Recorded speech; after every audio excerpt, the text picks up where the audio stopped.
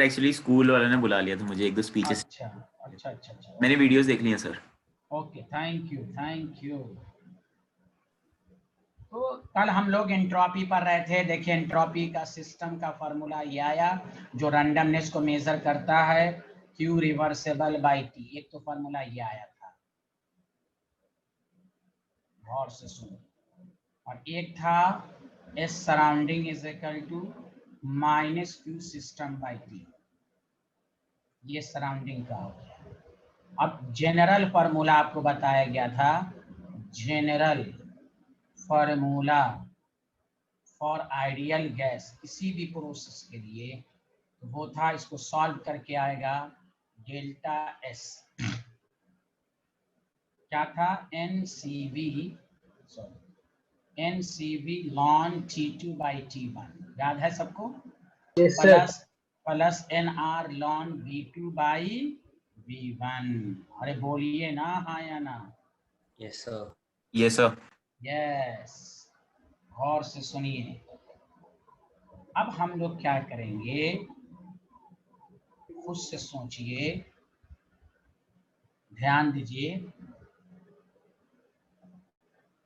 अगर हमसे कोई पूछे कि आइसोथर्मल के लिए आपका क्या है, आइसोथर्मल प्रोसेस, एक minute, change in entropy in different process. Topic डालिए सारे लोग आप, change in entropy in different process, change in entropy in different process, in different process।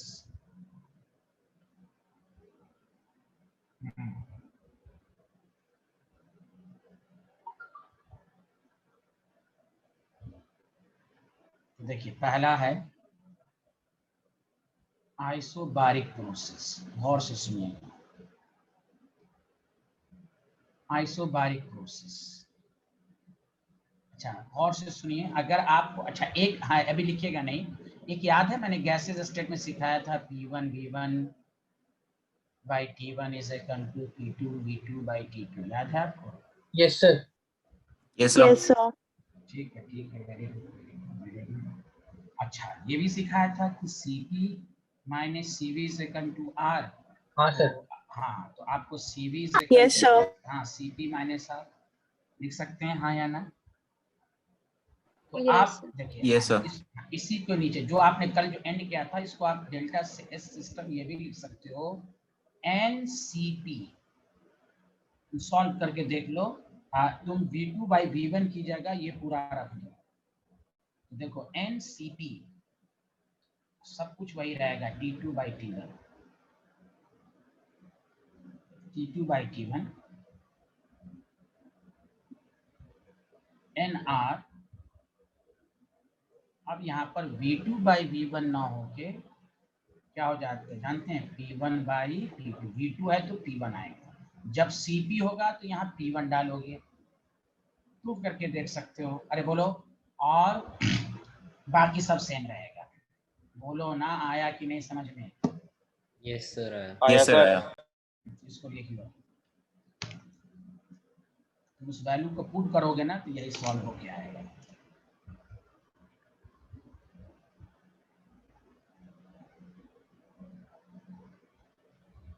Sir वो Cp minus Cv is equals to R का R कहाँ चला गया second line? हाँ नहीं नो, तो मैंने ऐसे लिखा है, तो वो मैंने समझाया कि इससे आप Cv की जगह पूछ सकते हैं, कर सकते हैं ना, R Cp माइनस R लिख सकते हैं ना। Yes yes. हाँ जो मैं कह रहा था, चलिए आप सुनिए अच्छे से।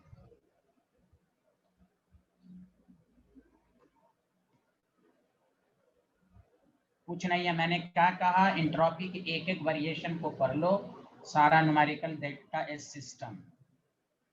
आइसोबारिक का मतलब P कांस्टेंट है, तो आप डायरेक्ट याद कर लो, NCP ln T2 by T1, एक ये, या नहीं तो डेल्टा सिस्टम अगर लॉन हटाओगे तो 2.303 NCP log base 10 T2 by T1। Sir P1 P2 कहाँ गया, खुद सोचो। P1 P2 कैंसिल हो जाएगा तो log 1 0 होता है। समझ में बात आई? अरे बोलो ना, पढ़े हो ना शायद। सर आ गई बात समझ।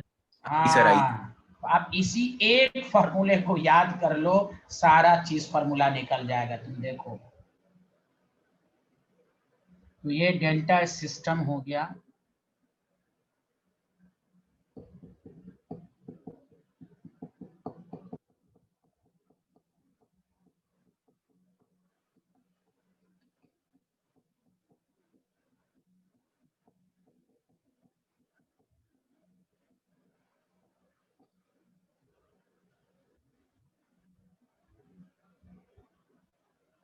लिख लिया, बताइए।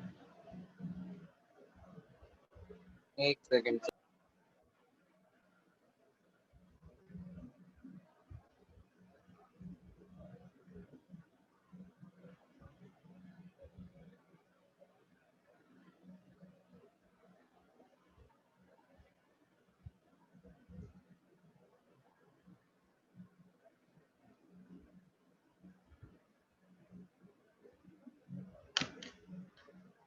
सर हो गया, सब लोगों ने लिख लिया। B part of. Yes sir. Very good. Isochoric, बताओ आइसोकोरिक प्रोसेस में V1 इज V कांस्टेंट होता है। इसमें फॉर्मूला क्या हो जाएगा, delta system is equal to, बताओ क्या हो जाएगा, NCV ln T2/T1। लिख सकते हो हाँ या ना? अपने आप देखो, अपने आप फार्मूला सबका रटना नहीं है बैठ के, जनरल फार्मूला याद है उस तरह याद रहे। अब बहुत सारे में तो डायरेक्ट फार्मूला ही पूछ देता है। अब बताओ एडियाबेटिक प्रोसेस में बताओ क्यू क्या होता है? सर जीरो जाएगा। हाँ जीरो, क्यू जीरो होता है।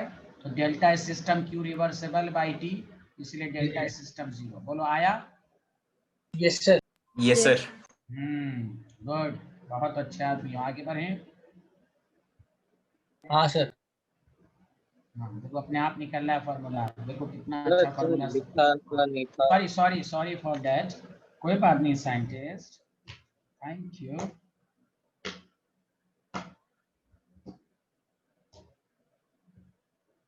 अरे मैट्री आ रहा है ना, मैट्री?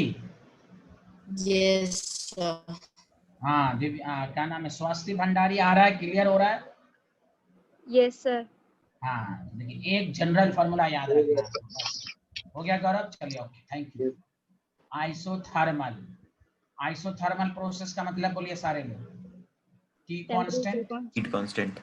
हाँ, डेल्टा सिस्टम क्या आ जाएगा बताओ, NR ln V2/V1, या नहीं तो NR ln P1/P2। Did you understand? बताओ फॉर्मूले में देख लो, T1 T2 रख दो, देखो यहाँ T1 2, ये वाला पार्ट जीरो हो जाएगा या ये वाला पार्ट जीरो हो जाएगा, तो यही बचेगा कि नहीं?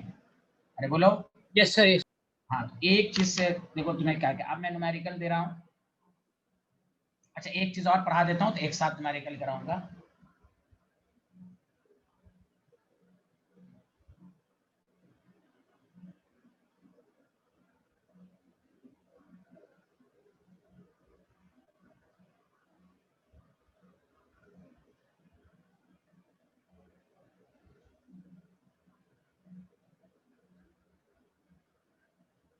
लिख लिया?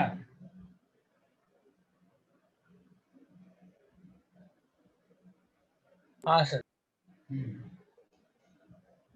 हाँ गौरव जी लिख लिया?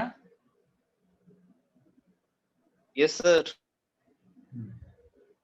अब आइए टॉपिक डालिएगा, चेंज इन एंट्रोपी। टॉपिक डालिए, अभी सब आपको वेरिएशन याद होना चाहिए। हाँ, इन फेज ट्रांजिशन, फेज ट्रांजिशन का मतलब वही है कि एक फिजिकल स्टेट से दूसरे फिजिकल स्टेट में। तो सारे लोग ध्यान दीजिए।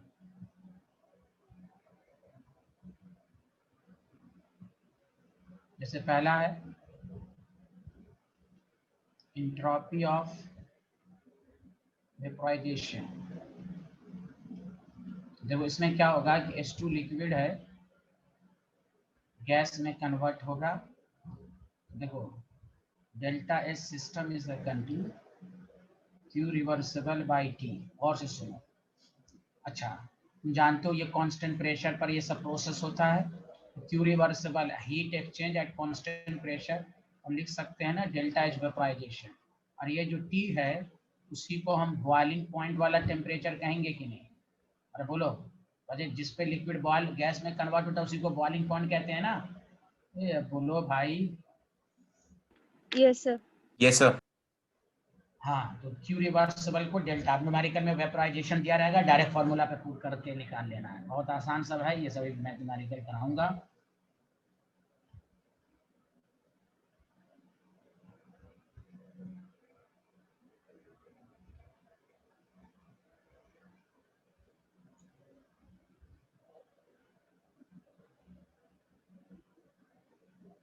नॉट ओनली कोई भी लिक्विड है, ऐसे तुम लिख लो तो ज़्यादा अच्छा होगा। नॉट ओनली वाटर, कोई भी लिक्विड गैस में जब कन्वर्ट होता है तो उसको हम बॉइलिंग पॉइंट ही पर कहते हैं। अरे सबको समझ में आया हाँ या ना, जल्दी बताइए। यस Yes, सर आया। sir. Yes, sir. भाई फेज ट्रांजिशन का मतलब ये हुआ कि देखो एंट्रोपी चेंज हो रहा है, एंट्रोपी बढ़ रही है। अब आइए बी, तो ये सब पर बहुत आसान सर सवाल। वो हाँ लिखा नहीं। हाँ यशवर्धन जी लिखिए।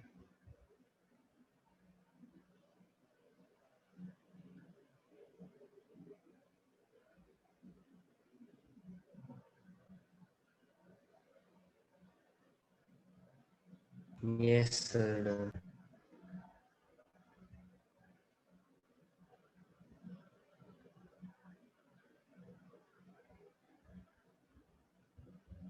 कोई भी सॉलिड जो है भाई लिक्विड में कन्वर्ट होगा तो ये मेल्टिंग पॉइंट कहलाएगा। यहाँ पर अगेन डेल्टा एस सिस्टम कहेंगे Q reversible by T, direct कहेंगे डेल्टा एस फ्यूजन। यहाँ पर जो टी होगा वो मेल्टिंग पॉइंट वाला होगा। अरे बोलिए आया? Yes sir. Yes sir. इसको आप लिख सकते हैं मेल्टिंग पॉइंट।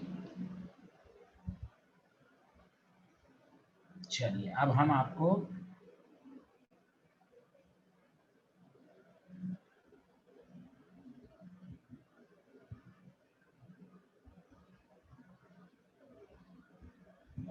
न्यूमेरिकल कराते हैं।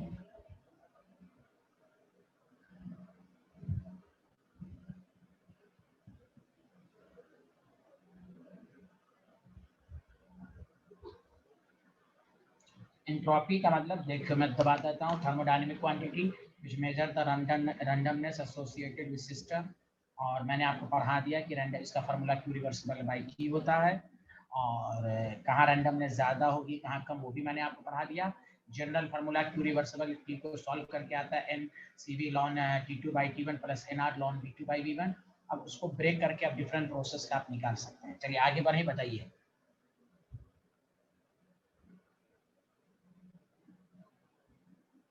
बोलिए, लिख लिया? Yes sir. अब देखिए पहला क्वेश्चन, और बहुत अच्छा क्वेश्चन है, सारे लोग बना के दिखाइए।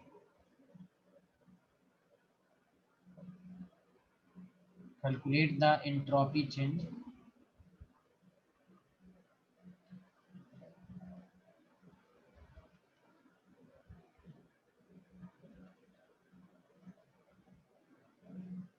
इन सराउंडिंग, सिस्टम का नहीं पूछ रहा, in surrounding when 1 mole of H2O liquid is formed under standard condition. Delta formation of water दिया हुआ है -286 किलो जूल पर मोल। अच्छा एक मिनट सुनिए, आप कहीं पर लिख लीजिएगा इस पूरे ऐसे तो ये बाद में आया था लेकिन मैं आपको बता देता हूँ।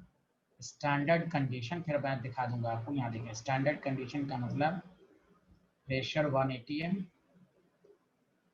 या 1 बार और टेम्परेचर 25 डिग्री सेल्सियस। STP का मतलब अलग होता है, वहाँ 0 डिग्री। इस पूरे चैप्टर में जब भी स्टैंडर्ड हो तो ऑटोमेटिक समझ जाओ कि टेम्परेचर 25 डिग्री है। पहले जल्दी से लिख कर इसको क्लोज करो।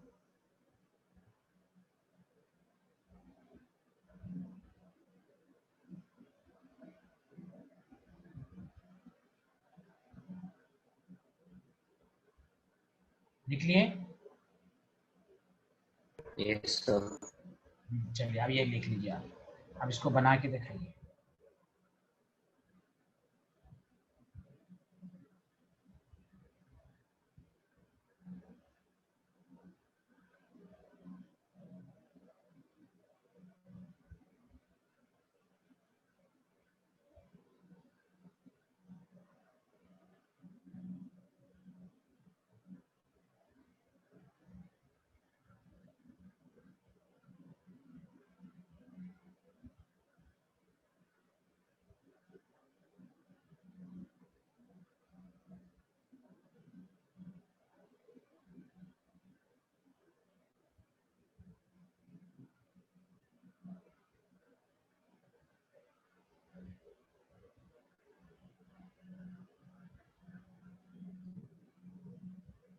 बस डेल्टा एस। हाँ, कितना आंसर आया? किसी का आंसर आया देखिए।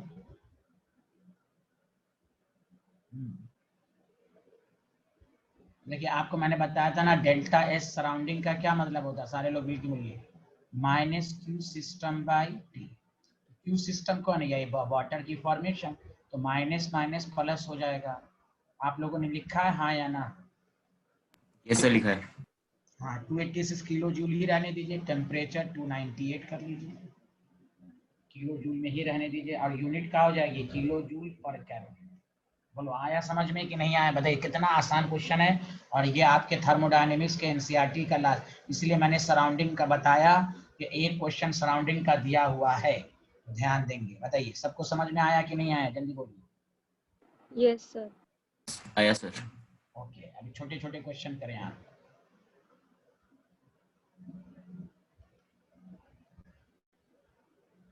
Calculate the entropy change. अनुभव आ रहा है समझ में?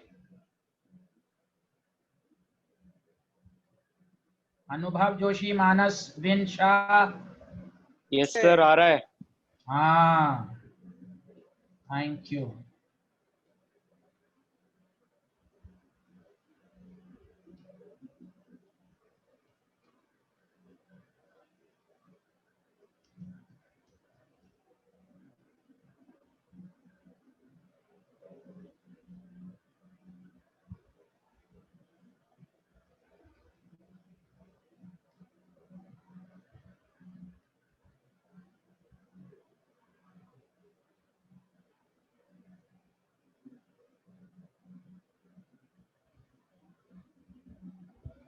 सतर्क रहना है आपको, ध्यान देना है। और मैं आपको ऑप्शन दे देता हूं। ये ऑप्शन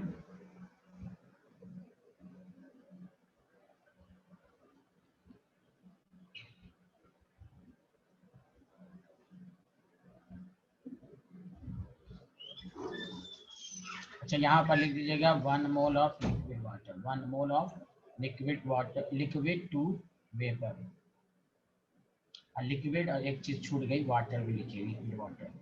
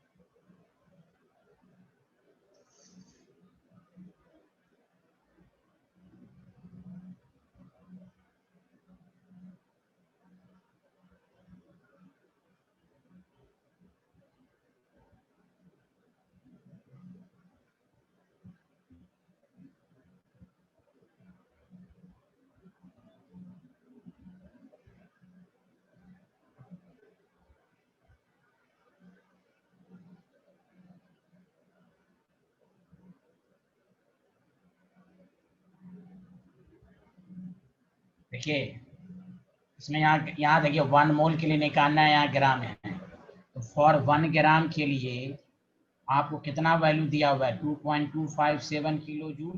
1 मोल का मतलब क्या हुआ 18 ग्राम हुआ कि नहीं, जल्दी बोलिए। Yes, sir. इसको किलो जूल पर मोल बोल देंगे, इसलिए डेल्टा एच सिस्टम जब आप करेंगे तो delta H vaporisation by T, तो क्या आप लोगों ने इसी तरह किया है, हाँ या ना? यस सर किया है। Yes, sir. Yes, ऐसे किया। जब sir. हाँ जब आप करेंगे तो 0.10 समथिंग 8 आएगा किलो जूल पर kelvin. So the B option is correct. इसलिए आपको सतर्क है, छोटा छोटा क्वेश्चन लेकिन एकदम सतर्क रहना है क्या कह रहा है यहाँ पर। चलिए आगे बढ़े, जल्दी बोलिए। सबको समझ में आया? दिव्यांशी, आमना, हर्षित, Yes, sir, आया। अनुभव सबको आ रहा है समझ में? बताइए, कोई टफ तो नहीं लग रहा है ना? नो सर, नहीं लग रहा। हाँ वेरी गुड वेरी गुड। क्या नाम है ये? स्वास्थ्य भंडारी, मैट्री। Yes, sir. आ रहा है समझ में। Thank you very much. चलिए लिख लिया, गौरव जी लिख लिया।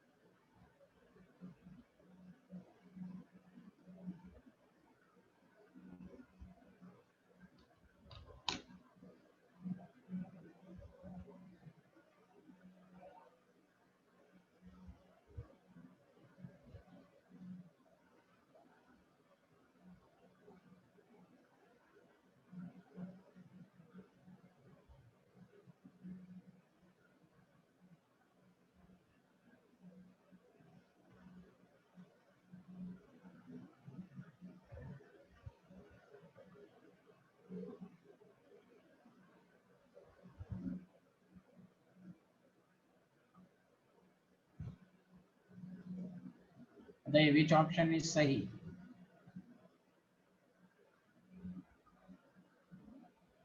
Good D. हाँ वेरी गुड खसपेल, वेरी गुड खसपेल। आप खसपेल तुम आए हुए थे, स्टार्टिंग से आए आप खसपेल? Yes sir. Thank you. देखिए कितना आसान आसान क्वेश्चन अभी कंसेप्ट कराने के लिए दे रहा हूँ, अभी मैं अच्छा भी दूंगा, इस सब से आपका क्लियर होगा कंसेप्ट। आपको ये कितना दिया हुआ था? अरे मैट्री आ रहा है, मैट्री साइंटिस्ट। Yes, sir.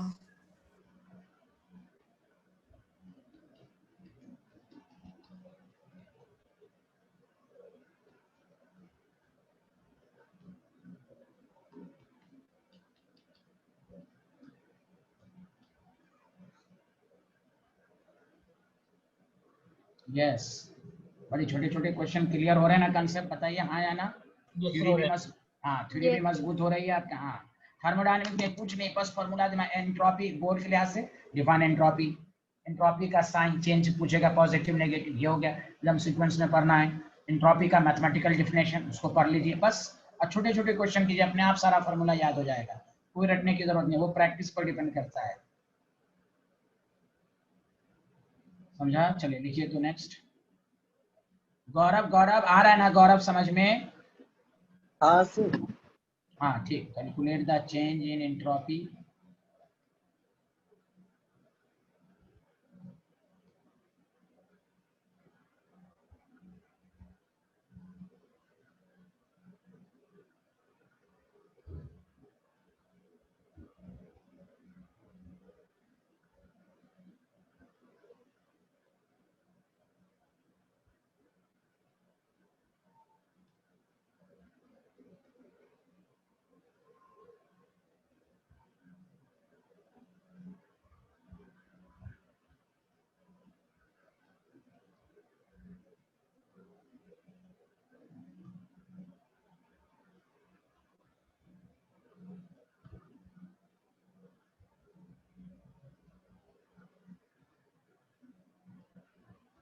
ऑप्शन ऐसा दिया है कि आपको सॉल्व करने की ज्यादा जरूरत ही नहीं है।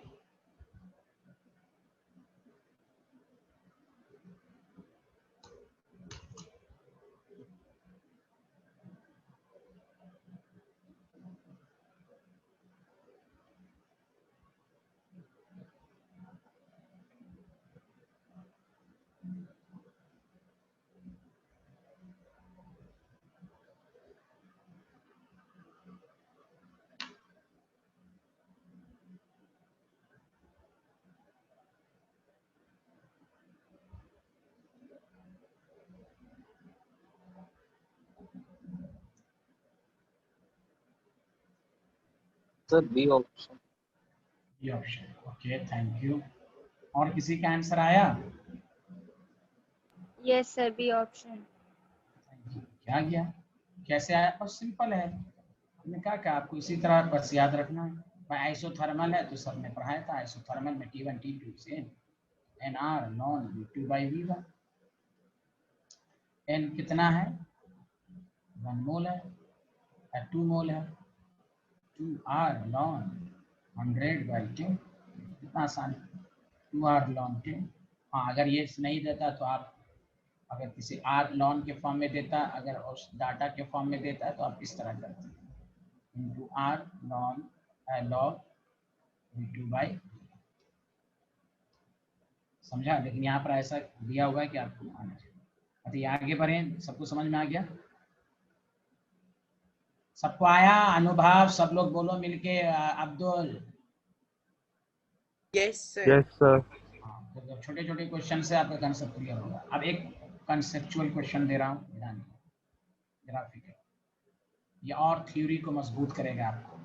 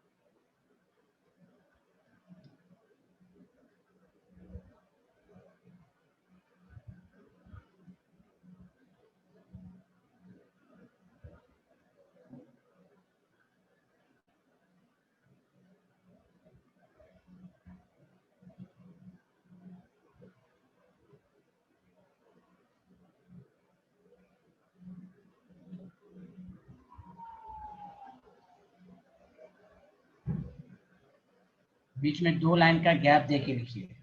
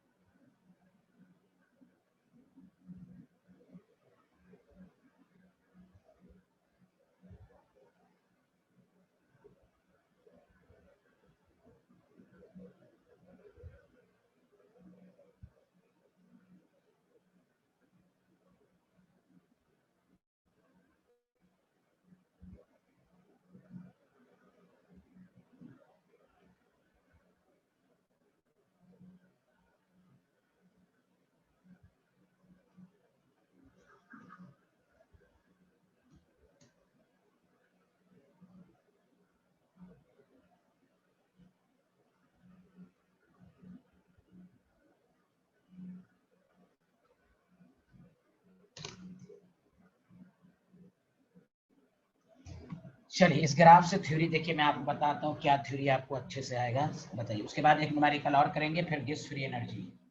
पहले चलिए एक एक चीज को डिस्कशन करते हैं, सारे लोग ध्यान दीजिए। नहीं नहीं, सारे स्टेटमेंट को बताना है। बताइए पहला स्टेटमेंट ट्रू है या फॉल्स है? ट्रू है ट्रू है, क्यों हर्षित?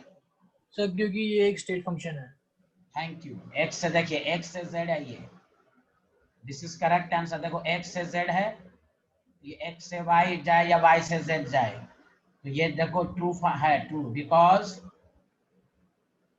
S is a state function, s not delta s, s is a state function, so the delta is path independent। बताओ ट्रू स्टेटमेंट है, सबको समझ में आया, हाँ या ना? Yes sir. बी बताओ, क्या बी ट्रू है या फॉल्स? तो ये तो फॉल्स हो गया।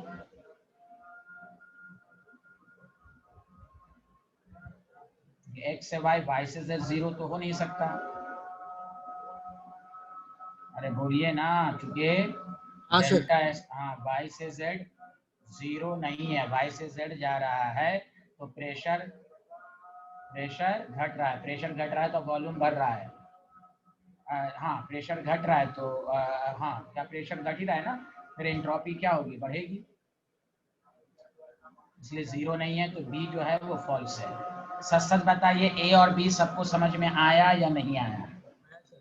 आया सब। हाँ हाँ, अब बताइए सी का आंसर दीजिए, सी सही है कि फॉल्स है? फॉल्स है सर ये तो फॉल्स है, क्योंकि पाथ वर्क पाथ डिपेंडेंट है, ये स्टेट फंक्शन नहीं है। False, because it is path dependent, it is path function. सच सच बताइए, Maitri, Swasti, Bhandari, Amna, Divyanshi, Asiya, A B C में किसी को डाउट है? No sir, no doubt. No, sir. अब डी स्टेटमेंट डब्ल्यू एक्स से जेड कह रहा है, डब्ल्यू एक्स से वाई है, सही है? ये चेक कीजिए अच्छे से, डी स्टेटमेंट सही है। सर। अरे ये फॉल्स। सर ये ट्रू भी हो सकता है, डी वाला। क्यों? सर क्योंकि प्रेशर तो कांस्टेंट है और V2 माइनस, सब दोनों का मैग्नीट्यूड सेम आ सकता है ना। और से सुनिए, W is equal to WXY, ये सही स्टेटमेंट है। क्यों? देखो Y से Z बताओ, वॉल्यूम कांस्टेंट है कि प्रेशर कांस्टेंट है, जल्दी बताओ। Volume volume constant. Volume constant, तो Y से Z work done zero, work done zero, तो जो x z का वर्क होगा वही x y के बराबर होगा, हाँ या ना, जल्दी बताओ। Yes sir. Yes sir. ये थ्योरी, तो थर्मोडायनेमिक्स में यही है कि आप थ्योरी को इतना मजबूत कर लो और तुम्हें बहुत मजा आएगा, ये चैप्टर में इंटरेस्टिंग बहुत आएगा। अब देखो स्टेट फंक्शन, अब जिसकी थ्योरी मजबूत नहीं होगी वो बेचारा ए का सही से आंसर नहीं दे पाएगा, because entropy is the state function. X से जेड जो है वो एक्स से वाई प्लस वाई से जेड, सही है, because it is independent of the path. समझा? तो बताइए ए से डी तक सबको समझ में आया, हाँ या ना, जल्दी बताएं। Yes Yes sir. sir. हाँ, एक स्टूडेंट को शायद बी में प्रॉब्लम हो रही है, वो कह रहे हैं फिर से बता दीजिए, तो बी में प्रॉब्लम क्यों हो रही है? देखिए, एक डेल्टा एक्स आपसे पूछ रहा है, एक्स से जेड जो है वो डेल्टा एक्स, एक्स से वाई नहीं भाई, आपने ऊपर वाला पढ़ लिया ना, तो उसी का तो उल्टा है भी भाई। ये डेल्टा एक्स से वाई बराबर अगर होगा भी तो वाई जेड भी लेना होगा, लेकिन बी में बोल रहा है कि एक्स से जेड जो है डेल्टा एक्स से वाई है, तो ये तभी होगा ना जब ये जीरो होगा, तो ये तो जीरो है नहीं, क्योंकि वाई से जेड प्रेशर घट रहा है, प्रेशर घट रहा है तो एंट्रोपी बढ़ेगी। अरे आसिया, समझ में आया? ये तभी बराबर हो सकता है जब ये कंपोनेंट जीरो, लेकिन आप प्रेशर चेंज हो रहा है ना, प्रेशर चेंज हो रहा है और ना समझ में आ रहा है, तो देखो वाई से जेड क्या है बताओ, वॉल्यूम कांस्टेंट है, हाँ या ना? वॉल्यूम कांस्टेंट है, pressure directly proportional to temperature, हाँ प्रेशर घट रहा है तो टेम्परेचर घट रहा है, तो एंट्रोपी चेंज हो रही है ना, एंट्रोपी जब चेंज हो रही थी इसलिए जीरो नहीं होगा, इसलिए बराबर हो नहीं सकता, इसलिए फॉल्स स्टेटमेंट है। बताइए आया सबको समझ में, हाँ या ना? सर ये डी वाला नहीं आया। डी वाला क्यों नहीं आया भाई? डी वाला तो और आसान है, देखो डब्ल्यू एक्स से जेड एग्जैक्टली डब्ल्यू एक्स से वाई के बराबर है, सही तो है? क्यों? डब्ल्यू वाई से, अच्छा चलो छोड़ो उसको, डब्ल्यू वाई से जेड क्या होगा? बताओ Zero वॉल्यूम कांस्टेंट है तो जीरो तो है, सही तो है, जब जीरो है ये जीरो सर है तो दर उसके जीरो होने से सर ये दोनों इक्वल कैसे हो जा रहे हैं? हैं। सर W Y से Z के जीरो पाथ होने से डिपेंडेंट है ना, x से y में वर्क डन और x z से में वर्क डन, समझा कि नहीं भाई? ये जब जीरो है तो w x से z x से y तो जीरो है। Yes sir. हाँ, इसलिए ट्रू स्टेटमेंट तो है, v कांस्टेंट है, w x से y जो होगा x से z जो होगा वो x से y के बराबर होगा।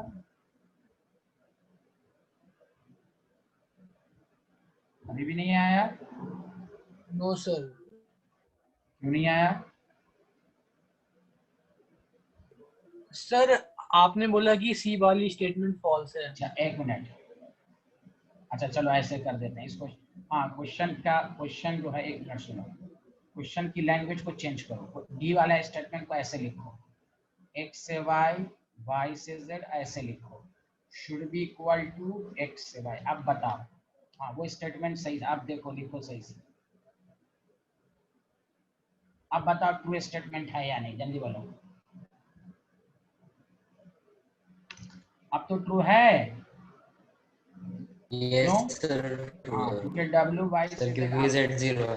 हाँ अब बताओ अर्शित Yes, वाला sir. स्टेट, हाँ आप समझ में आ गया होगा। चलो Yes. क्वेश्चन ही गलत था, हाँ सही, हाँ तुम्हारा एतराज सही था तो इसलिए क्वेश्चन गलत था। चलिए आप समझ में आया? हाँ सर आ गया। हाँ चलिए अच्छी बात है। ये अब एक लास्ट क्वेश्चन और कर लेते हैं, एक नया टाइप का क्वेश्चन है, फिर हम आगे बढ़े। है आसान लेकिन आपसे हो ही जाएगा फिर भी। चलिए लिख लिया सब लोगों को? ये थ्योरी अच्छे से समझ में आई? इसमें स्टेट फंक्शन भी आ गया, रिवीजन पाथ फंक्शन भी आ गया। बोलिए सारे लोग मिलके अनुभव, सब लोग बताइए समझ में आया? Yes sir. Yes, sir. हाँ अब आइए एक लास्ट क्वेश्चन, उसका नेक्स्ट टॉपिक पर आएंगे। देखिए आपको क्वेश्चन दे रहा है, इस पर भी है आसान लेकिन हर तरह का क्वेश्चन करना चाहिए। ये आपके पास है USCL है,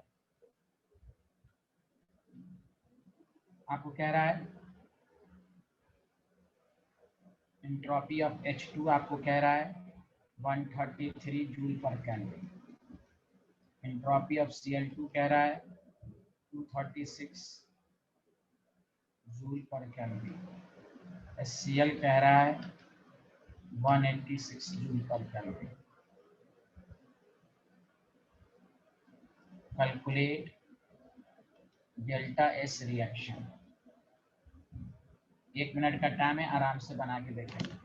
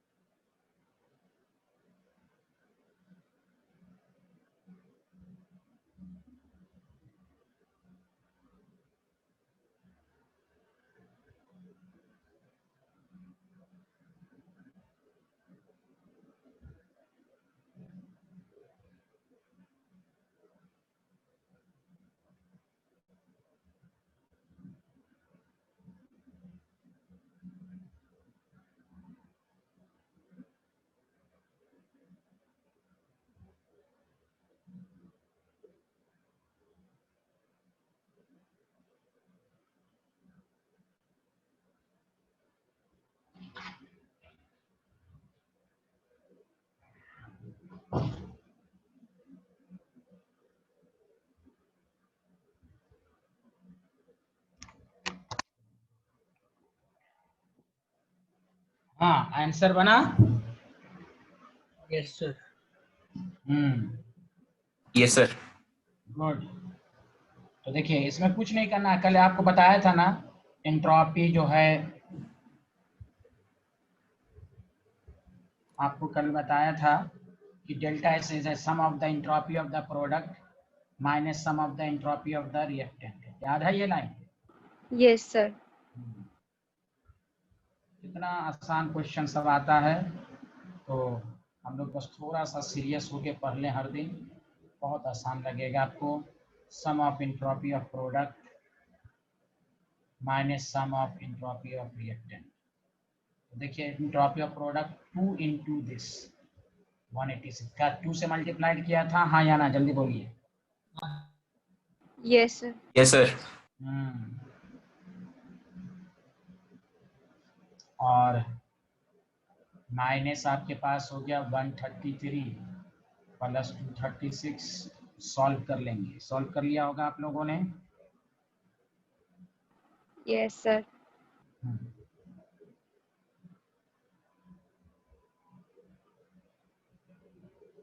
किसी को इतराज है? अनुभव आपका आया होगा इसमें।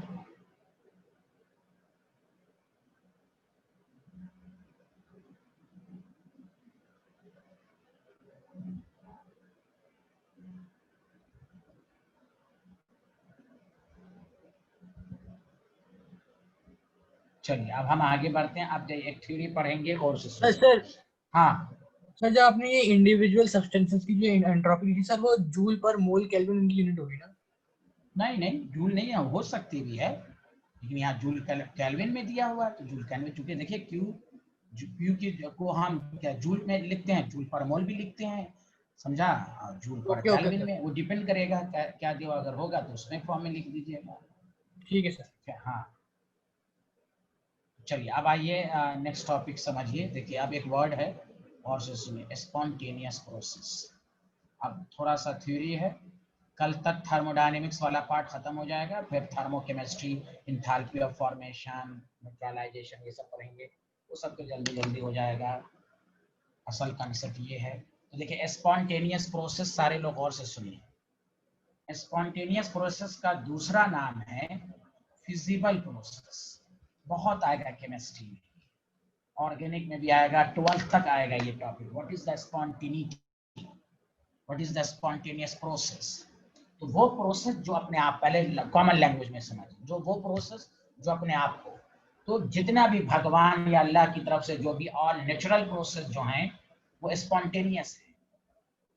करंट का हायर वोल्टेज से लोअर वोल्टेज की तरफ मूव करना, पानी का हायर से लोअर हाइट तक जाना, अरे बोलिए ना। Yes sir. आप आइस को रख दीजिए, अपने sir. अपने आप मेल्ट हो जाएगा। आइस को रख दीजिए, कोई हीट नहीं दीजिए, मेल्ट हो जाएगा कि नहीं, जल्दी बोलिए। Yes sir. हाँ, Yes, sir. तो ये सब स्पॉन्टेनियस प्रोसेस है। The process which has natural tendency to occur in particular direction without any proper initiation या without any external agency is called spontaneous process। इसलिए याद रखिए, कोई भी स्पॉन्टेनियस का एग्जांपल दो तो पहला एक लाइन में ऑल नेचुरल प्रोसेस प्राकृतिक आर स्पॉन्टेनियस। फिजिबल का मतलब ये नहीं कहना, जो बहुत सारे स्टूडेंट कहते हैं एकदम से हो जाए, no. Spontaneity does not measure the rate of the reaction whether the process is slow और फास्ट। अगर स्लो है, विदाउट एक्सटर्नल एजेंसी है, स्पॉन्टेनियस कहलाएगा।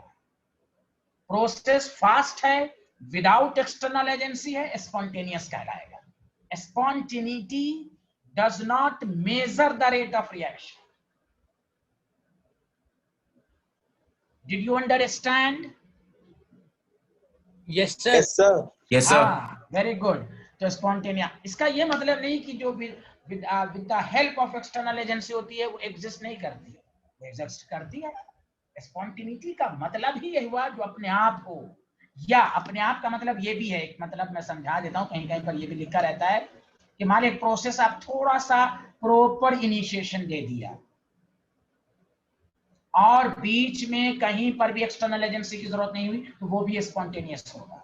जैसे आपके ही ग्रुप में बहुत सारे स्टूडेंट हैं, एक स्टूडेंट है, टीचर, माँ बाप, पेरेंट्स समझाया एक दफा, फिर वो लगातार बच्चे अच्छा करते रहते हैं, तो उसको कहते हैं। अब कुछ स्टूडेंट होते हैं it always require external agency, तो फिर ये स्पॉन्टेनियस नहीं कहलाएगा। हर स्टेप पर एक्सटर्नल एजेंसी की जरूरत है। 2 दिन सही रहा, फिर सही रहा, फिर समझाना पड़ा, तो this is called non spontaneous. लेकिन कुछ प्रोसेस ऐसे भी हैं, या तो विदाउट एक्सटर्नल एजेंसी, या थोड़ा प्रॉपर इनिशिएशन दिया और वो कंटिन्यूअस चलता रहा, तो ये भी स्पॉन्टेनियस होगा।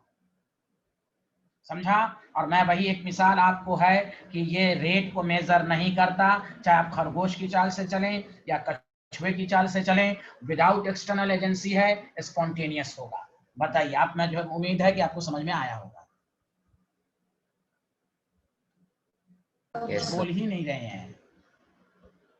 Yes, sir. अब आएगा कि सर इसकी क्राइटेरिया क्या है। तो क्राइटेरिया एक तो है कि अपने आप पहचान गए स्पॉन्टेनियस। मैथमेटिकली क्राइटेरिया क्या है? What is the sign of delta H, what is the sign of entropy. वही गिब्स फ्री एनर्जी जानबूझ के नहीं पढ़ाया गया, जस्ट इसके बाद गिब्स फ्री एनर्जी आएगा।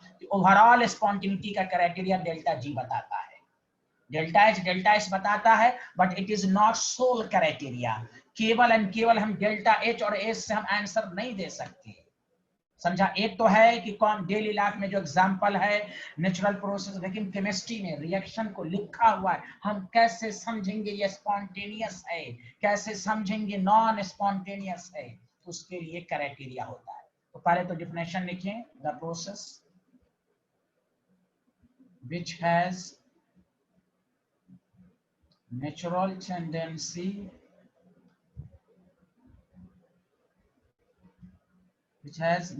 tendency to occur in particular direction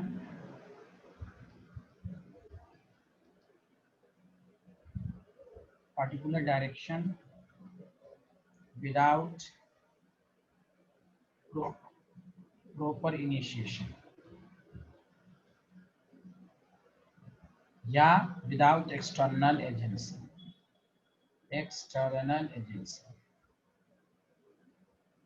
Abdul आया समझ में? Abdul, Yes, sir. Thank you, बहुत शरीफ आदमी हैं आप। स्पॉन्टेनियस, उसमें केमिकल बॉन्ड शुरू हो गया, आप आना चाहें तो आ सकते हैं, रिवाइज कर देख लीजिएगा, जो कंसेप्ट कमजोर है। Okay, sir. हाँ, आता है तो सेल्फ स्टडी कीजिएगा, नहीं आता तभी आइएगा। The process which has natural tendency to occur in particular direction without proper initiation या external agency is called spontaneous process। बताइए स्वास्थ्य भंडारी, डिफिनेशन समझ में आया कि नहीं आया? Yes, sir. आया। अच्छा, spontaneous process का दूसरा नाम बोलो। Feasible process। हाँ, feasible process, थैंक यू। आगे बढ़ें। Yes, sir। हाँ, अब देखिए, सबसे पहली बात एक नोट लिख लीजिए, पहला पॉइंट गौर से सुनिए, लिख लीजिए पहले, all natural process are irreversible. पहली बात तो ये इरिवर्सिबल होता है, इरिवर्सिबल में भी पार्टिकुलर डायरेक्शन ही जाता है, इरिवर्सिबल। देयरफॉर याद रखिए, ऑल नेचुरल प्रोसेस या इरिवर्सिबल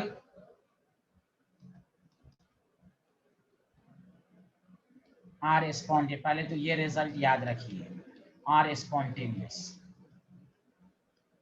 ये यही में सारा एग्जांपल हो गया। मिक्सिंग ऑफ गैस, दो कंटेनर में गैस है, दोनों में होल कर दीजिए। डिफ्यूजन जो आपने पढ़ा था, अपने आप गैस मिक्स हो गया था कि नहीं, बोलो ना। क्या उसको ऐसे ऐसे हिलाना पड़ेगा? नो, अरे बोलिए। Yes, sir. डिफ्यूजन पढ़ा था आपने, दो पिन होल बना कर दीजिए होल, अपने आप मिक्स हो जाएगा।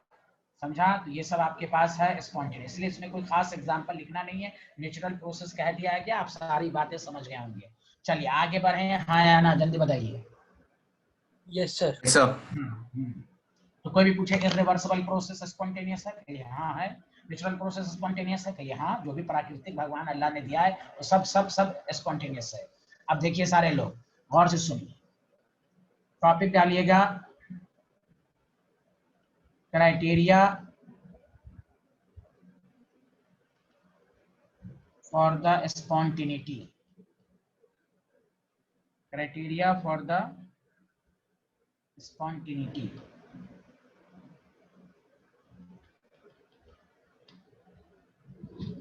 तो देखो उसमें दो कंसेप्ट है। पहला एनर्जी कंसेप्ट, एनर्जी के लिहाज से हम क्या कह सकते हैं, गौर से सुनो। पहले लिख लिया, बताइए हाँ या ना। Done, sir. देखिए एनर्जी कंसेप्ट ये है, सारे लोग ध्यान दीजिए, इसकी डिफिनेशन ही में शामिल है, गौर से सुनिए। कहा गया है कि हाँ हाँ हाँ जरूर जरूर, हाँ लिखिए लिखिए। All natural processes are irreversible, therefore all natural processes, irreversible processes are spontaneous. लिख लिया सारे लोग? एक सेकंड सर। हाँ लिखिए, आराम से लिखिए।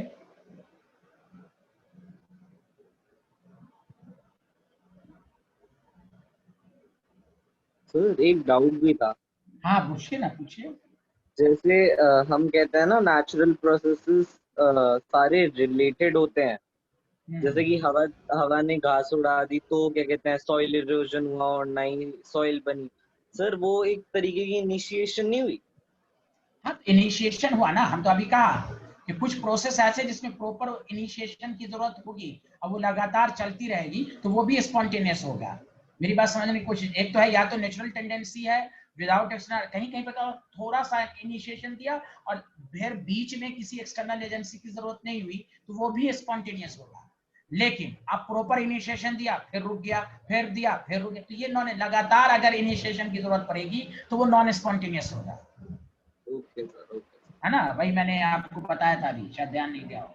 चलिए आप ध्यान दीजिए प्लीज, सबको समझ में आया आया कि नहीं, जल्दी बताइए। आया सर। अब आइए एनर्जी कंसेप्ट, मैं एकदम धीरे दो क्राइटेरिया, तीन क्राइटेरिया है एनर्जी कंसेप्ट का, मतलब समझिए। देखिए स्पॉन्टेनियस की डिफिनेशन ही ये कहती है कि the natural tendency which has tendency to occur in particular direction. कोई भी प्रोसेस पार्टिकुलर डायरेक्शन की तरफ क्यों जाएगा, इसलिए जाएगा कि every system has tendency to acquire stability in particular direction. बोलिए हाँ या ना, क्यों एक पार्टिकुलर डायरेक्शन की तरफ क्यों जाएगा, स्टेबिलिटी ही के लिए तो जाएगा। अरे बोलिए ना। हाँ सर।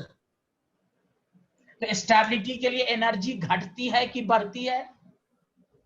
घटती है। घटती है। तो इससे साबित हुआ release of energy is the criteria for spontaneous. Exothermic जहां भी होगा तमाम एक्सोथर्मिक स्पॉन्टेनियस है। बाद में प्रूफ भी होगा, मैं बाद में जब पूरा तीनों पढ़ लेंगे ना लास्ट में कल, गिब्स एनर्जी आज ही शुरू हो जाएगा तो उसमें तो और अच्छे से आएगा।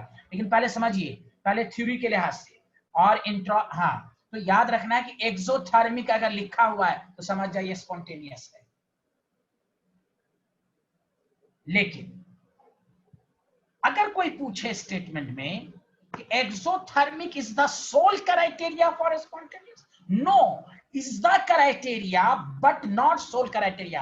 अदर फैक्टर भी हैं, कुछ एंडो भी हो सकता है स्पॉन्टेनियस। दोबारा सुने, एक्सोथर्मिक यानी release of energy is the criteria for spontaneous but not sole criteria for spontaneous.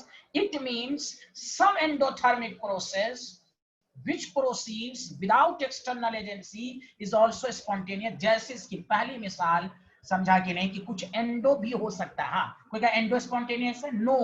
एक्सो, हाँ, क्या एंडो हो सकता है? कहेंगे हो सकता है। Did you understand? Yes sir. Yes sir. और इसका और एक्सप्लेनेशन और अच्छे से आएगा, देखिएगा कल तक। अभी थोड़ा सा थ्योरी मैं पढ़ा रहा हूँ, चूंकि पूरी चीज नहीं पढ़ा आपने, यहाँ ध्यान दीजिए। या मैं आपको ऐसे भी समझा देता हूँ, देखिए डेल्टा जी का फॉर्मूला पड़ेगा delta S T minus delta S. वो सोचिए नेगेटिव जब ये होगा तो negative negative delta G negative होगा कि नहीं, जल्दी बोलिए सर। हाँ, तो आप पढ़िएगा डेल्टा जी नेगेटिव होता है तो स्पॉन्टेनियस होता है, वो कल के क्लास में पढ़िएगा। तो भाई ये एक्सोथर्मिक होता है ना तो डेल्टा जी बहुत नेगेटिव में आता है। इसलिए आज आप दो क्राइटेरिया पर हैं बस, एनर्जी कंसेप्ट और एंट्रोपी फैक्टर। तो कहे कोई का एनर्जी कंसेप्ट में एंट्रोपी का क्या रिलेशन है, तो कहिए कि since every system has tendency to acquire stability in by lowest energy in particular direction, therefore release in energy is the criteria for spontaneous. It means exothermic is criteria for spontaneous. उसके नीचे फिर आपको बताया जाएगा exothermic reaction is not sole criteria, some endothermic process may be spontaneous which proceeds without external energy. जैसे आप एक बात बताइए, अपने रूम में अगर आप हैं, सारी खिड़की विंडो बंद कर दीजिए और एक बाल्टी पानी आप फर्श पर डाल दीजिए, और आप 1 दिन बाद आइए या 3 दिन बाद आइए या 1 महीना, पानी सूखा हुआ मिलेगा कि नहीं? Yes sir. अरे मिलेगा एक ही आदमी बोल रहा है यस सर, सब लोग बोलिए ना। Yes, sir. तो इसका मतलब क्या हुआ कि पानी एवोपरेट हो गया होगा। अरे बोलिए ना, पानी Yes, sir. एवोपरेट हो गया होगा ना। Yes, sir. अब बताओ सारे लोग, बताओ लिक्विड से गैस, बताओ इंटरमोलिकुलर फोर्स कमजोर हो रहा है कि वीक हो रहा है? जल्दी बोलो। Weak हो रहा है। हाँ, तो केमिस्ट्री क्या कहता है, जब बॉन्ड ब्रेक हो, तो जब बॉन्ड ब्रेक हो, लिक्विड में मॉलिक्यूल दूर है, थोड़ा सा नजदीक है, बॉन्ड ब्रेक हो रहा है, केमिकल बॉन्ड में पड़ा है, बॉन्ड ब्रेक होता है तो एनर्जी रिक्वायर्ड होती है, तो ये एंडोथर्मिक है और विदाउट एक्सटर्नल एजेंसी स्पॉन्टेनियस हो गया। कुछ तो बोलिए। Yes Yes, sir. sir. Yes, sir. हाँ, मेल्टिंग ऑफ आइस, सॉलिड से अच्छा, सॉलिड से लिक्विड, आप रूम पर मेल्ट को रख दीजिए आइस, अपने आप मेल्ट हो रहा है, देखिए अपने आप मेल्ट हो रहा है। सॉलिड से लिक्विड का हो रहा है, एंडोथर्मिक है, हीट नहीं दे रहा है लेकिन एटमॉस्फेयर से ले रहा है, अपने आप हो रहा है, ये भी एंडोथर्मिक प्रोसेस है। इसका मतलब क्या हुआ कि energy negative is the criteria but not sole criteria, but not सब अदर क्राइटेरिया। हाँ, सोल क्राइटेरिया केवल एक है जो फाइनल आंसर है, delta G. Delta G negative होगा तो 100% स्पॉन्टेनियस होगा।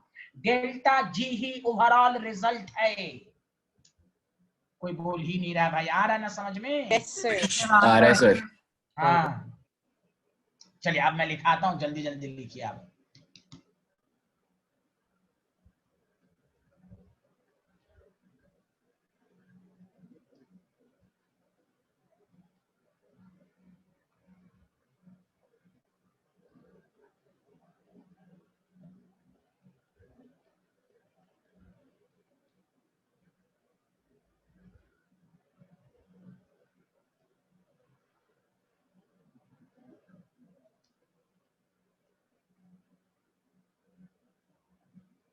पहले यहां तक लिखिए, फिर मैं स्लाइड चेंज करूंगा।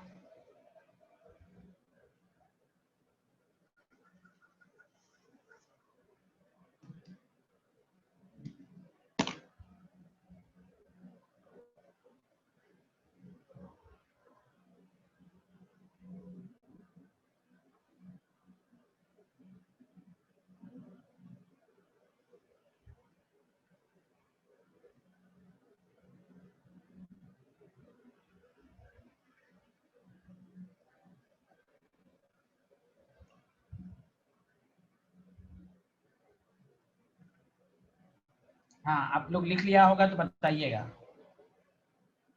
यस सर, लिख लिया। Yes, sir.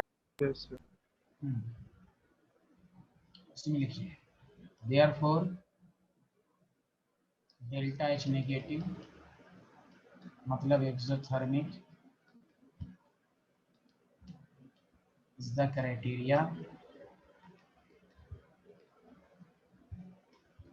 for spontaneous process। ये आपका आंसर होगा। अब आइए कंक्लूजन। नहीं, कंक्लूजन नहीं, लेकिन इसमें भी कुछ लिमिटेशंस है। नीचे लिखिए लिमिटेशंस। limitation, some endothermic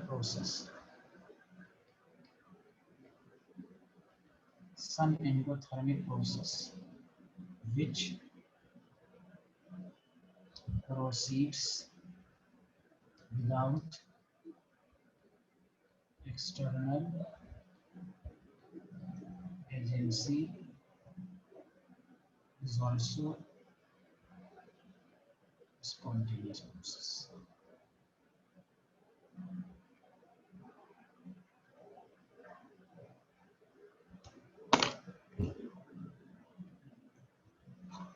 सम एंडोथर्मिक प्रोसेस भी, अब इसका कंक्लूजन लिख देता हूं।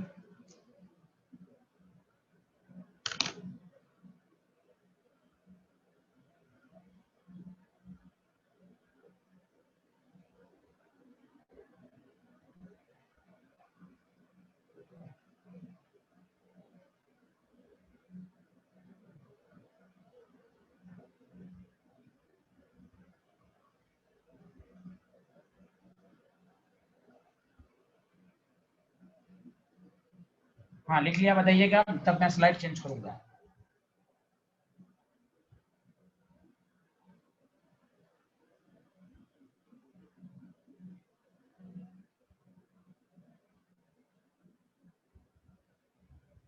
बोलिए ना, लिख लिया?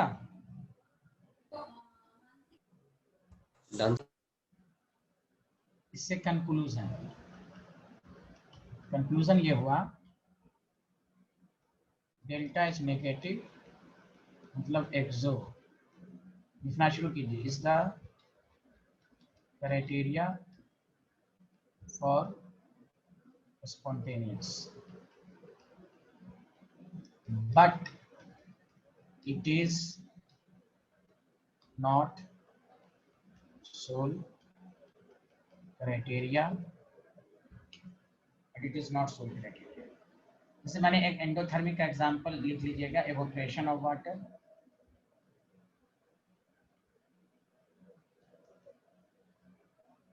and melting of ice at room temperature, ये सब एंडोथर्मिक है।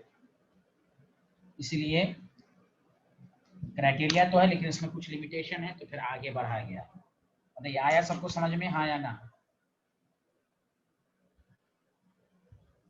आया सर। Yes, sir. अब आया, गौर से सुनिए।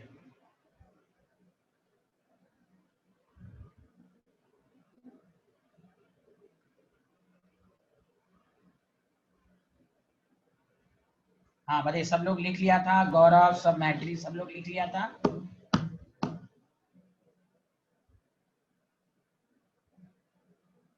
Yes, sir.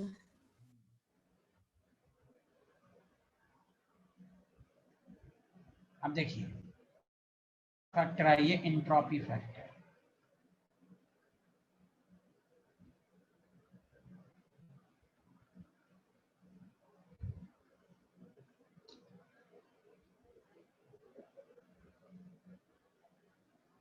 जल्दी लिखिए भाई, प्रीवियस स्लाइड जल्दी लिखिए।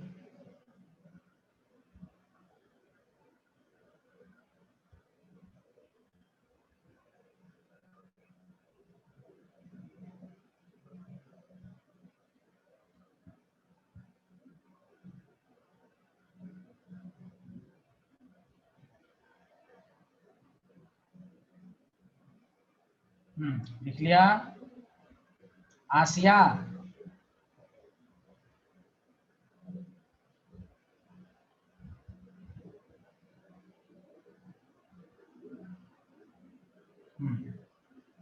अब आइए, तो देखिए इसमें कुछ लिमिट है। अब एंट्रोपी फैक्टर देखिए, एंट्रोपी फैक्टर में भी यही है कि इसी से सेकंड लॉ थर्मोडायनेमिक्स आएगा।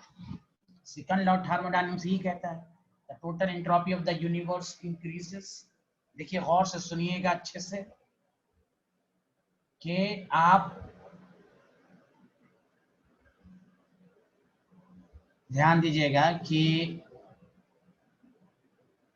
दो तरह की एनर्जी है आपके पास। पहले इसको थोड़ा सा इस तरह समझिए, दो तरह की एनर्जी है। जैसे आप ऐसे भी समझिए, घर में आप सफाई करते हैं, पार्टिकल्स उधर उधर रहता है, घर की रैंडमनेस तो घट गई, लेकिन आप इस पार्टिकल को बाहर ही तो फेंकते हैं। अरे बोलिए हाँ या ना? सराउंडिंग की एंट्रोपी घटी, बढ़ी, हाँ या ना? जल्दी बोलिए। यस कोई सर। बोल ही नहीं रहा है Yes, भाई, sir. बोलिए ना। हाँ यस सर। देखिए, एनर्जी दो तरह का, क्यों अभी ये बातें हो रही हैं। जैसे आप कार चलाते हैं, पेट्रोल है, उससे एनर्जी है भाई, आपकी गाड़ी चल रही है, लेकिन उससे जो पॉल्यूशन फैल रहा है, तो उसको कहते हैं, वो जो पॉल्यूशन जो उसमें से स्मोक वगैरह निकल रहा है, उसको हम यूजफुल वर्क में कन्वर्ट नहीं करेंगे, लेकिन उससे सराउंडिंग का तो रैंडमनेस बढ़ रहा है ना। बोलिए आया कि नहीं? Yes sir. तो याद रखिए, पूरे यूनिवर्स की ओवरऑल एंट्रोपी बढ़ रही है। स्टूडेंट को ये लगता है कि घट रही है, नहीं। दो तरह की एनर्जी, एक यूजफुल एनर्जी जो धीरे धीरे घट रही है, लेकिन वो यूजफुल एनर्जी तो घट रही है, लेकिन अनयूजफुल एनर्जी जो एटमॉस्फेयर में जा रहा है, तो दोनों को नेट मिलाकर जो देखा जाएगा तो रैंडमनेस बढ़ रही है। यूजफुल एनर्जी घट रही है, लेकिन अनयूजफुल एनर्जीज की वजह से जो रैंडमनेस बढ़ रहा है, तो ओवरऑल कहा जाता है कि total entropy of the universe increases for every spontaneous process. जैसे घर की सफाई की एंट्रोपी घटा, लेकिन आप उसको तो बाहर फेंक रहे हैं ना, तो नेट एंट्रोपी यूनिवर्स की बढ़ रही है। बोलिए, आया समझ में? Yes, sir. Yes, sir. हाँ, सच बोलिए, आया कि नहीं? एग्जाम्पल के जरिए जल्दी बोलिए। आया सर। तो फिर से सुनिए, तो टोटल एंट्रोपी ऑफ द, इसलिए एंट्रोपी फैक्टर, कोई भी स्पॉन्टेनियस के लिए एंट्रोपी क्या होता है, तो कहिए पॉजिटिव। सिस्टम प्लस सराउंडिंग, हो सकता है सिस्टम की घट रही हो, सराउंडिंग की बढ़ रहा हो, या सराउंडिंग की घट रही हो, सिस्टम ओवरऑल दोनों मिलाकर टोटल, इसी को कहते हैं सेकंड लॉ ऑफ थर्मोडायनेमिक्स। याद रखिएगा कि B जो है एंट्रोपी फैक्टर, पहले मैं लिखता हूं फिर सेकंड लॉ ऑफ थर्मोडायनेमिक्स लिखूंगा। एंट्रोपी फैक्टर में लिखिए फॉर स्पॉन्टेनियस प्रोसेस, पहले तो इसको इस तरह लिख लीजिए, फॉर स्पॉन्टेनियस प्रोसेस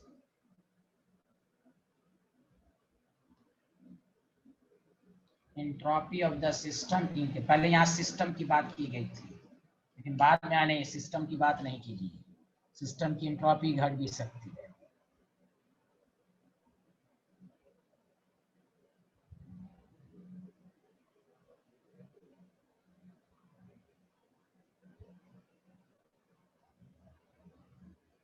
ठीक, अब देखिए इसी पर कंक्लूजन आया, लिख लिया आप लोगों ने ये स्टेटमेंट? Yes sir. अब देखिए second law of thermodynamics, first law तो आपको एनर्जी कंसेप्ट में था, सेकंड लॉ ऑफ थर्मोडायनेमिक्स वही कहा गया, the entropy of the universe. बहुत सारे स्टेटमेंट है थर्मोडायनेमिक्स, फिजिक्स में पढ़ेगा क्लाउसियस स्टेटमेंट, कार्नोट साइकिल सबके फॉर्म में, लेकिन आपको क्या केमिस्ट्री में जो पढ़ना है, the entropy of the universe increases for spontaneous process। वही है, यूजफुल एनर्जी कम हो रही है, लेकिन अनयूजफुल एनर्जी की वजह से रैंडमनेस बढ़ रहा है, इसलिए कहा जाता है नेट। तो entropy of the universe increases for spontaneous process. याद रखिएगा। हाँ बोलिए सर, ये यूजफुल और अनयूजफुल क्या है? हाँ, मैंने अभी कहा, एक बात बताइए, यूजफुल एनर्जी का मतलब क्या? Which has tendency to be useful energy को आप वर्क में तो कन्वर्ट कर सकते हो ना, जल्दी बोलो। मतलब उसके दाम में कैसे? हाँ, मेरी यूजफुल एनर्जी का मतलब क्या? Which has tendency to do useful work, which has tendency to work. Useful energy को वर्क में कन्वर्ट किया जा सकता है, हाँ या ना? Yes sir. और अनयूजफुल एनर्जी को आप कन्वर्ट नहीं कर सकते, तो दोनों मिलाकर नेट एंट्रोपी बढ़ेगी। यूजफुल एनर्जी तो आपकी घट रही है, जैसे जैसे फिर से सुनो अच्छे से, मैंने जो अभी मिसालें दी कि कार जो चलती है, आप पेट्रोल या डीजल रखते हैं, वो यूजफुल वर्क में तो कन्वर्ट हो रही है, इलेक्ट्रिकल एनर्जी में कन्वर्ट हो रही है, कार चल रही है, लेकिन उसकी वजह से जो पॉल्यूशन हो रहा है वो अनफेवरेबल, यानी क्या कहते हैं उसको, यूजफुल एनर्जी तो नहीं है, उसको हम वो जो पॉल्यूशन है क्या, उसको आप जमा करके यूजफुल वर्क में कन्वर्ट कर सकते हैं? नहीं, लेकिन वो सराउंडिंग में तो जा रही है ना, तो सराउंडिंग में जा रही है तो एंट्रोपी तो बढ़ रही होगी ना। जहां एनर्जी आप देते हैं, हीट देते हैं, तो आपको रैंडमनेस तो बढ़ेगी ना। तो वही कहा जा रहा है कि यूजफुल एनर्जी उसको कहते हैं which has tendency to do use work which converted into work, वो धीरे धीरे घट रही है, एक ना एक दिन आएगा पूरा खत्म हो जाएगा। इसलिए हाइड्रोजन इकोनॉमी की बात हो रही है, समझा कि नहीं, वगैरह वगैरह, पूरे दुनिया में इसकी मीटिंगें हो रही हैं। जैसे पानी की भी बातें हो रही हैं कि कुछ सालों बाद पानी में प्रॉब्लम होगी, नहीं मिल पाएगा, तो यूजफुल एनर्जी आपकी घट रही है। लेकिन जो यूजफुल एनर्जी नहीं है उसको आप कन्वर्ट नहीं कर सकते वर्क में, लेकिन वो सराउंडिंग में जा रहा है, तो नेट एंट्रोपी जो है दोनों का मिलाकर, सिस्टम एंड सराउंडिंग का मिलाकर नेट कम हो रहा है। जैसे उसकी दूसरी मिसाल कि घर में रैंडमनेस है, पूरा एकदम घर उधर उधर है, आपने उसको साफ करके, तो आपके घर की तो रैंडमनेस घट गई, लेकिन सराउंडिंग ही में तो फेंका जाता है कूड़ा करकट, जहाँ भी फेंका जाता है बाहर ही तो फेंका जाता है, तो सराउंडिंग की तो एंट्रोपी बढ़ गई, तो नेट एंट्रोपी बढ़ गई। ओके,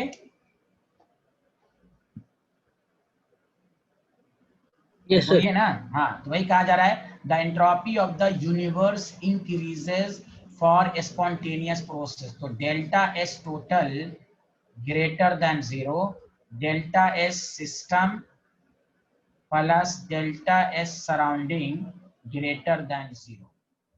ये याद रखिए आप। ये है स्पॉन्टेनिटी क्राइटेरिया फॉर, हाँ, ये entropy criteria for spontaneous process. बताइए आया कि नहीं आया?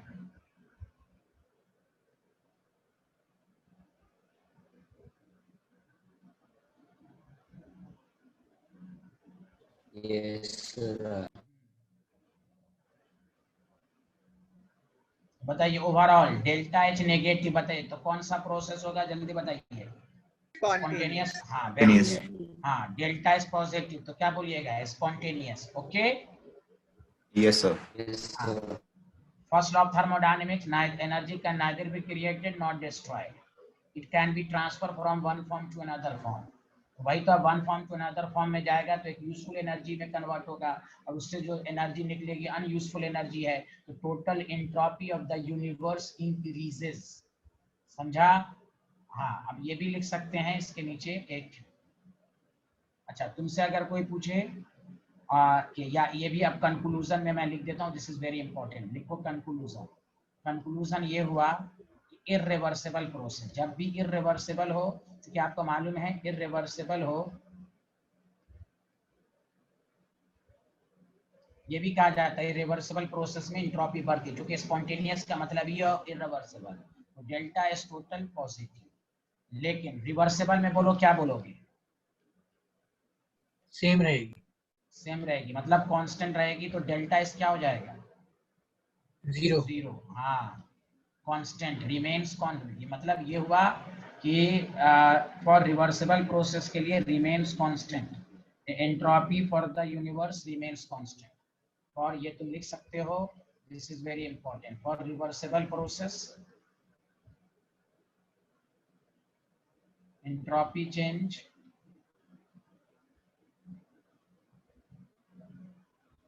for universe remains constant।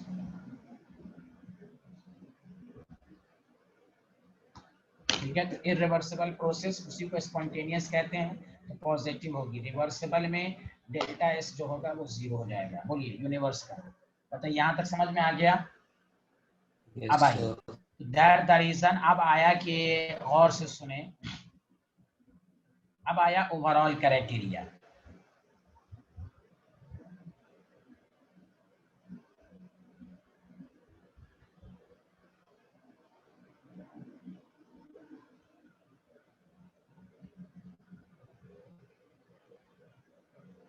अब टॉपिक डालिए गिव्स फ्री एनर्जी।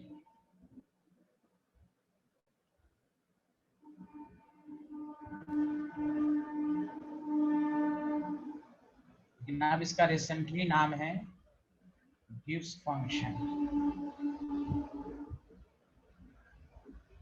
जी, इसको एक एग्जांपल में जल्दी देता हूँ, सारे लोग सुनो अच्छे से। डेली लाइफ का एक एग्जांपल देता हूँ, फिर मैं आगे बढ़ूंगा। जैसे मैं हर्षित की मिसाल देता हूँ कि हर्षित की ख्वाहिश ये है पूरी जिंदगी में 10 करोड़ रुपया। हर्षित कमाल हो गया ना? पता नहीं सर। देखो, यहाँ सुनो, एक मिसाल मैं देता हूँ, गौर से सुनो।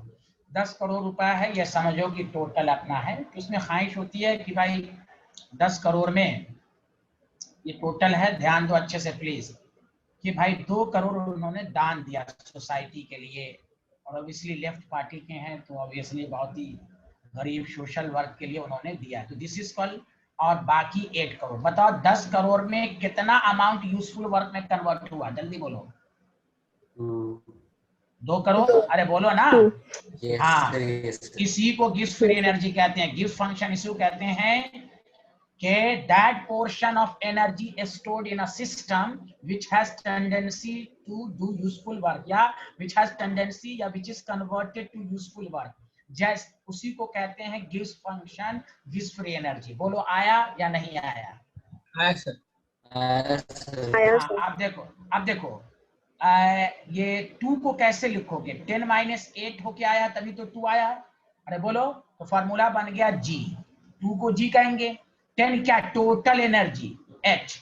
ये 8 उन्होंने रखा घर के लिए, बच्चों के लिए, माँ बाप के लिए, तो बच्चों के लिए भी रहेगा तो रैंडमनेस होगा, तो ये हो गया TS।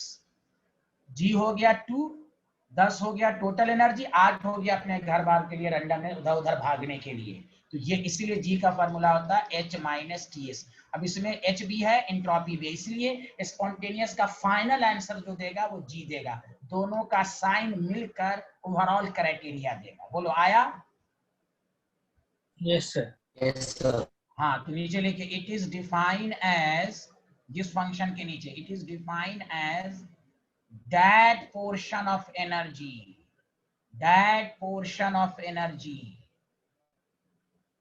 is stored in a system which is converted into useful work,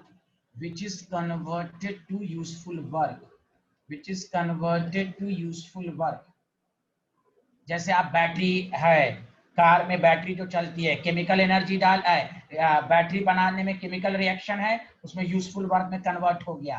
this is called useful. जो भी दुनिया में यूजफुल वर्क में कन्वर्ट हो रही है वो सब गिव्स फंक्शन है। It is defined as that portion of energy stored in a system which is converted to useful work. हो गया, तो इसको क्या कहेंगे? Gives function. गिव्स फंक्शन का फॉर्मूला आया H - TS। लेकिन हम किसी भी सिस्टम का एब्सोल्यूट नहीं निकाल सकते, चेंज निकाल सकते हैं। बताइए यहां तक समझ में आया या नहीं आया? तो गिव्स फ्री एनर्जी आपको आसान एग्जांपल से सबको समझ में आया कि नहीं आया? बोलिए 1 मिनट सब लोग।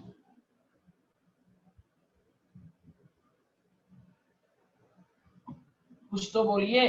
यस सर आया सर। Yes, sir. हाँ, वेरी गुड वेरी गुड। तो हर्षित 2 करोड़ तुम दान कर दोगे, ठीक है? बिल्कुल चलिए, सर। बिल्कुल बिल्कुल। चलिए, okay, bye bye, thank you, कल मुलाकात होगी। Thank you sir. Bye bye.